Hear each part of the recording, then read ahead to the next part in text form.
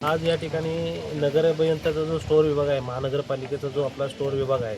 परवा दिवशी या ठिकाणी जी काही घटना घडली ती घटना आम्ही जे कोण काय त्या ह्याच्यात होतं त्याला पहिला सर्वप्रथम आम्ही त्या ठिकाणी गुन्हा दाखल करा म्हणून या ठिकाणी सांगितलं आणि सिटी इंजिनियर असतील, अतिरिक्त आयुक्त कारंजे साहेब असतील आणि आयुक्त साहेब यांना या ठिकाणी आम्ही फोनद्वारे आणि समक्ष या ठिकाणी भेट देऊन आम्ही सांगितलं की या ठिकाणी आता कोण जे आत येत असेल तर त्याचे एक वेगळं स्वतंत्र रजिस्टर आणि मस्टर ठेवून या ठिकाणी वेगळे सिक्युरिटीवाले या ठिकाणी ठेवा असं आम्ही या ठिकाणी आता सांगितलं आहे. उद्यापासून या ठिकाणी कायम रजिस्टर आणि सिक्युरिटी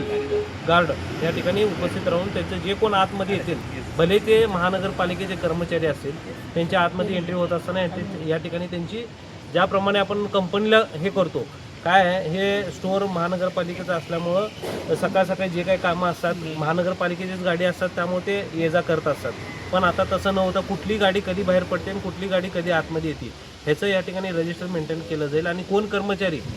आत येईल आणि कोण कर्मचारी बाहेर जाईल ह्याचं देखील या ठिकाणी नोंदी राहणार आहे. आणि स्टोअर विभागातील आता आज पण बघितलं नगर अभियंत्याचं प्रशासन विभागातील काही सामान या ठिकाणी आहे आणि तसंच जे आपण बाहेरून जे कारवाई करतो ती देखील मटेरियल या ठिकाणी आणून इथून दंडाची कारवाई आपण त्यांचं जे काय दंड निघतं आपण त्यांना पावती करून हे सर्व मटेरियल आपण त्यांना संबंधित व्यक्तीला आपण परत देत असतो, त्याच्यावर दंड कारवाई करून. मग हे असं बाकीचे आता जी परवा जी घटना घडली ती परत असं घडू नये या ठिकाणी आपण व्हिजिट करून आम्ही या ठिकाणी आता आदेश दिलेले आहेत.